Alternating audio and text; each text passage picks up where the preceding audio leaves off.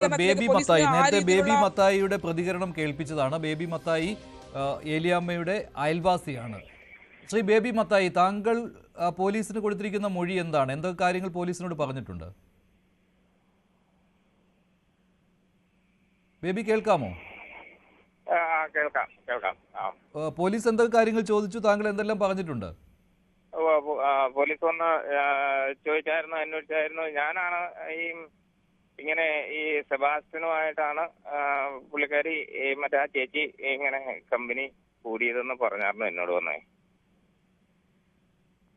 സെബാസ്റ്റ്യനെ അറിയായിരുന്നു? സെബാസ്റ്റ്യനെ കണ്ടുള്ള പരിചയം? ഇല്ല, ഞാൻ അറിയില്ല. എനിക്ക് പേര് പറഞ്ഞുള്ള അറിവുള്ളൂ, നേരിട്ട് കണ്ടിട്ടില്ല. പേര് മീഡിയാസിലും പേപ്പറിലൊക്കെ കണ്ടിട്ടുള്ളൂ ആളുടെ രൂപയും. പക്ഷെ സെബാസ്റ്റ്യൻ എന്നുള്ള പേര് ഏലിയാമ്മ പറഞ്ഞിട്ടുണ്ട് അല്ലേ? പറഞ്ഞിട്ടുണ്ട്. ഞാൻ അവിടെ ഈ എന്റെ വീടിനടുത്തുള്ള കള്ള് ഷാപ്പില് വിൽപ്പന തൊഴിലാളിയാണേ. അപ്പൊ അവിടെ കള്ള് മേടിക്കാൻ വരുമായിരുന്നു ഈ ചേച്ചിയെ. അപ്പോഴാണ് ഒരു ദിവസം ഇങ്ങനെ പറഞ്ഞത് അല്ലേ? ഒരു ദിവസം ഞാൻ ചോദിച്ചു, ഇത് എവിടുന്നാ കഴിച്ചേ? അപ്പൊ ഒരു ദിവസം മദ്യപിച്ചിട്ടായിരുന്നു വന്നേ. അപ്പോ ഞാൻ ചോദിച്ചു, ഇത് എവിടുന്നാ കഴിച്ചതെന്ന് ചോദിച്ചപ്പോ ഇന്ന് സെബാസ്റ്റ്യൻ ചേട്ടനുമായിട്ടായിരുന്നു കമ്പനി എന്നാ പറഞ്ഞു. അങ്ങനെയാണ് എനിക്ക് ആ പേര് ഇങ്ങനെ ഓർമ്മയിൽ നിന്ന്. അല്ല, ഈ സെബാസ്റ്റ്യൻ അവിടെ വന്ന് പരിചയമില്ല, ഷാപ്പിൽ വന്ന് അല്ലേ? ഇല്ലില്ല, ഷാപ്പിൽ വന്ന് പരിചയമില്ല. ഞാൻ ഈ പേര് പറഞ്ഞുള്ള അറിവുള്ളൂ. അത് ഒരു കുറച്ചായിട്ട്, അതായത് ഒരു കുറെ നാളായിട്ട് മിക്കവാറും ദിവസം മദ്യപിച്ചേ വരുവുള്ളൂ ആ ചേച്ചിയെ. ഇത് ഈ ഏലിയാമ്മയെ കാണാതായത് 2018 ജൂലൈ ആണല്ലോ. അതിനോട് അടുത്തുള്ള ദിവസങ്ങളിലാണോ ഇങ്ങനെ ഈ സെബാസ്റ്റ്യന്റെ പേര് പറഞ്ഞത്? ഒരു 3 മാസം മുന്നേ അങ്ങാണ്ടാണ് എന്റെ ഓർമ്മ. എന്താ വെച്ചാല് അന്നൊന്നും നമുക്ക് ഈ പേരിനോട് അങ്ങനെയുള്ള ഒരു ഇതില്ലല്ലോ. ഇപ്പൊ ഈ ഒത്തിരി സ്ത്രീകളെ ഇങ്ങനെ കാണാണ്ട് പോയി എന്ന് വന്നപ്പോഴാണ് നമ്മൾ ഈ പേരിന്റെ ഒരു ഇത് ആലോചിച്ചത്. അങ്ങനെയാണ് സ്റ്റേഷനിലൊരു അറിയിപ്പ് കൊടുത്തത്. സെബാസ്റ്റ്യനെ പറ്റി മറ്റു കാര്യങ്ങളൊന്നും പറഞ്ഞിട്ടില്ല അല്ലേ? ഇല്ല. ഈ പേര് മാത്രം ഇന്ന ആളുമായിട്ടാണെന്ന് ഇന്ന് ഇത് മദ്യം കഴിച്ചേ ഇടയ്ക്ക് പറയും. എന്നാ വെച്ചാല് ഈ മദ്യപിച്ചിട്ട് വന്നാൽ മാത്രമേ പറയുള്ളൂ, അല്ലെങ്കിൽ പറയില്ല. അപ്പൊ ഞങ്ങള് ചോദിക്കാതെ ഈ ഇന്ന് എവിടുന്ന കഴിച്ചെന്നൊക്കെ ഞാൻ ചിലപ്പോ ചോദിക്കുകയും, എന്റെ വീടിന്റെ മുമ്പിൽ കൂടെയാണ് ഈ ചേച്ചി അവരുടെ വീട്ടിലോട്ട് പോകണത്. എന്റെ വീട് കഴിഞ്ഞാൽ ഒരു 3/4 കിലോമീറ്റർ അകലത്തിലാണ് ആ ചേച്ചിയുടെ വീട്. പോലീസ് ഇത് മാത്രമേ ചോദിച്ചുള്ളൂ? പിന്നീട് പോലീസുകാർ പിന്നെ വന്നോ? അത് ഒരു തവണ മൊഴി എടുത്തുള്ളൂ അല്ലേ? അതല്ല, ഇവിടെ വന്ന ഞാനിത് ഈ പരാതിയായിട്ട് ഇങ്ങനെ പറഞ്ഞു കഴിഞ്ഞപ്പോ അവിടുത്തെ കൂത്താട്ടുള്ള സ്റ്റേഷനിൽ നിന്ന് വന്ന് SI സാറും പോലീസുകാരും കൂടെ വന്നിട്ട് എന്റെ മൊഴി എടുത്തോണ്ടൊക്കെ പോയി. താങ്കൾ പരാതിയായിട്ട് കൊടുത്തതാണോ? ഇങ്ങനെ അറിയാമെന്ന് അങ്ങനെയാണോ? ഞാനിങ്ങനെ ഈ പേര് ഇങ്ങനെ പറഞ്ഞ കാരണം കൊണ്ട് ഞാൻ സ്റ്റേഷനിൽ അറിയിപ്പ് കൊടുത്തതാണ്.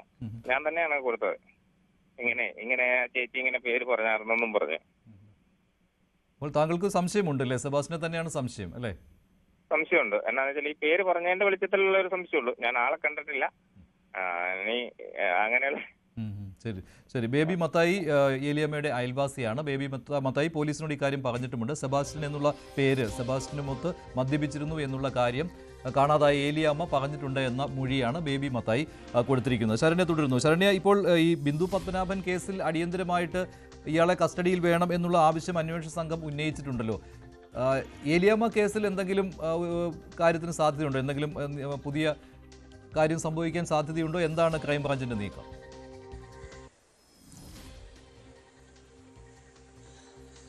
ഇന്നിപ്പോൾ ബിന്ദു പത്മനാഭൻ കേസിൽ ചേർത്തല കോടതിയിൽ കസ്റ്റഡി അപേക്ഷ നൽകിയിട്ടുണ്ട്. സെബാസ്റ്റ്യനെ കസ്റ്റഡിയിലേക്ക് കിട്ടിയ ശേഷം നിർണായകമായ പല നീക്കങ്ങളും പോലീസിന്റെ ഭാഗത്തു നിന്ന്, ക്രൈംബ്രാഞ്ചിന്റെ ഭാഗത്തു നിന്ന് ഉണ്ടാകുമെന്നുള്ളതാണ്. ഈ ആഴ്ച വളരെ നിർണായകമായ നീക്കങ്ങൾ ഈ കേസുകളിൽ ഉണ്ടാകുമെന്നുള്ള വിവരം കൂടി നമുക്ക് ലഭ്യമാകുന്നുണ്ട്. അത്തരത്തിൽ ചില ശക്തമായ തെളിവുകൾ അടക്കമുള്ള, അല്ലെങ്കിൽ ഇതിലേക്ക് ഈ കേസിലേക്ക്, ബിന്ദു പത്മനാഭൻ കേസിലേക്ക് കണക്ട് ചെയ്യാൻ കഴിയുന്ന രീതിയിലേക്കുള്ള ചില കാര്യങ്ങൾ അന്വേഷണ സംഘത്തിന് ലഭ്യമായിട്ടുണ്ട് എന്നുള്ളതാണ് നമുക്ക് അറിയാൻ കഴിഞ്ഞിട്ടുള്ളത്.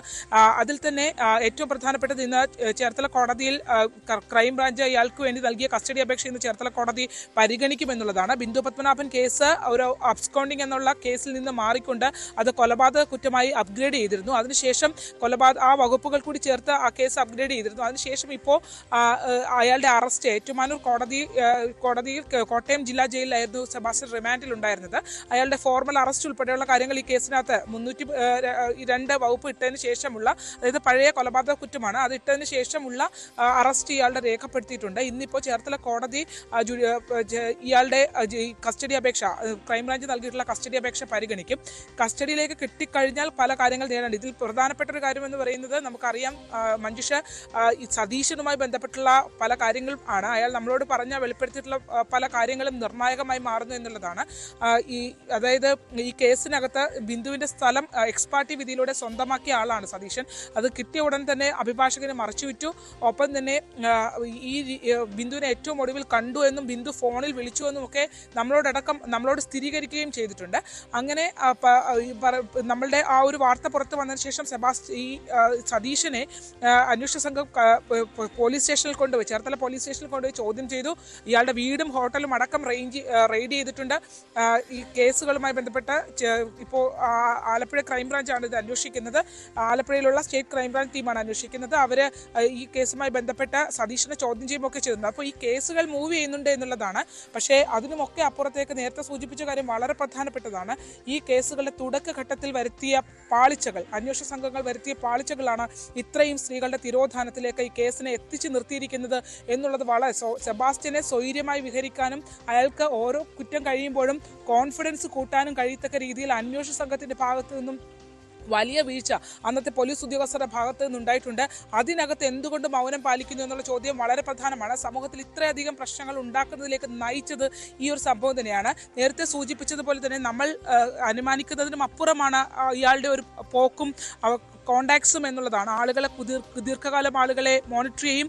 അതിനുശേഷം മദ്യമാണ് പ്രധാന ആയുധം. മദ്യം നൽകും, സാമ്പത്തികമായി ചെറിയ ചെറിയ സഹായങ്ങൾ നൽകും, അടുത്തുകൂടും, ഏറ്റവും ഒടുവിൽ കൊണ്ടുപോയി കൊലപ്പെടുത്തുക. ഇതാണ് രീതി എന്നുള്ളതാണ് അന്വേഷണ സംഘത്തിന്റെ ഒരു രീതി. ഒറ്റപ്പെട്ട് താമസിക്കുന്ന സ്ത്രീകൾ, പ്രതിസന്ധികളുള്ള സ്ത്രീകൾ, ഇവരെയാണ് ഇയാൾ ഏറ്റവും പ്രധാനമായി ലക്ഷ്യമിടുന്നത് എന്നുള്ളതാണ്. തിരിച്ചൊരു ചോദ്യം വരാത്ത രീതിയിൽ ഉള്ള സാഹചര്യമുള്ള ആളുകൾക്ക് മേലാണ് ഇയാൾ ഈ ഒരു കാര്യം ചെയ്യുന്നത്. അവിടെ ബിന്ദു കേസിൽ മാത്രമാണ് അയാൾക്ക്, ബിന്ദു കേസിൽ പോലും ബിന്ദുവിന്റെ പശ്ചാത്തലം, ബിന്ദുവിന്റെ സഹോദരൻ പോലും ഇവിടെ ഇല്ല, നാട്ടിലേക്ക് വരാൻ കഴിയാത്ത അവസ്ഥ, അങ്ങനെയൊക്കെ നിൽക്കുന്ന ഘട്ടത്തിലാണ് ബിന്ദുവിന്റെ കേസിലൊക്കെ വളരെ വൈദഗ്ധ്യത്തോടു കൂടി ബിന്ദു എന്നുള്ള രീതിയിൽ പല തവണ അവരുടെ ബന്ധുക്കൾക്കിടയിൽ പല ദൂരെ നിന്നും ഓട്ടോറിക്ഷയിൽ കയറി പോകുന്ന രീതിയിലുമൊക്കെ ബിന്ദു ആണെന്ന് പറഞ്ഞ് തെറ്റിദ്ധരിപ്പിച്ചൊക്കെ ഹൈലി എഡ്യൂക്കേറ്റഡ് ആയിട്ടുള്ള ആളുകളൊക്കെയാണ് തെറ്റിദ്ധരിപ്പിച്ച് മൊത്തം കൊണ്ടുപോയിട്ടുള്ളത്. അപ്പോൾ ഇതൊരു വളരെ പ്ലാൻഡ് ആയിട്ടാണ് അയാൾ ഓരോ കാര്യങ്ങളും ചെയ്തത്. ഓരോ സ്ത്രീകളുടെയും സ്നേഹം നടിക്കുന്നു, വിശ്വാസം നേടിയെടുക്കുന്നു, ഏറ്റവും ഒടുവിൽ കൊലപ്പെടുത്തുന്നു എന്നുള്ളതാണ്. ആ രീതിയിൽ ആണ് ഈ കേസുകൾ മുന്നോട്ട് പോയിട്ടുള്ളത്. നമുക്ക് അറിയാവുന്നത് ബിന്ദു പത്മനാഭന്റെ കേസ് മുതലാണ് എന്നുള്ളതാണ്. അതിന് മുൻപുള്ള സകല ആരോഗ്യത്തോടും കൂടി, ഇപ്പോൾ നമുക്കറിയാം പ്രമേഹ രോഗിയാണ്, പ്രശ്നങ്ങളുണ്ട്, മറ്റ് പ്രശ്നങ്ങളൊക്കെ നിലനിൽക്കുമ്പോൾ അയാൾ ഇത്രയധികം കാര്യങ്ങൾ ചെയ്തിട്ടുണ്ടെങ്കിൽ അതിന് മുമ്പുള്ള സെബാസ്റ്റ്യൻ എന്തായിരുന്നു എന്നുള്ളത് വളരെ പ്രധാനപ്പെട്ടതാണ്. അവരുടെ ബന്ധുക്കൾ നൽകിയിട്ടുള്ള മൊഴി നിർണായകമായിരുന്നു. അതായത് വളരെ ചെറിയ പ്രായത്തിൽ തന്നെ എലിവിഷം, ബന്ധുക്കളുടെ ഭക്ഷണത്തിൽ എലിവിഷം കലർത്തിയ ആളാണ് സെബാസ്റ്റ്യൻ എന്നാണ്. അപ്പോൾ അയാളുടെ ഒരു യൗവന കാലഘട്ടത്തിൽ അയാൾ എന്തൊക്കെ ആക്ടിവിറ്റീസിൽ ഇടപെട്ടിട്ടുണ്ട്, അല്ലെങ്കിൽ എന്തൊക്കെ കാര്യങ്ങൾ ചെയ്തിട്ടുണ്ട്, എന്തൊക്കെ ദുരൂഹതകൾ അയാൾ ഒളിഞ്ഞിരിപ്പുണ്ട് എന്നുള്ളതൊക്കെ ഭയപ്പെടുത്തുന്നതാണ്.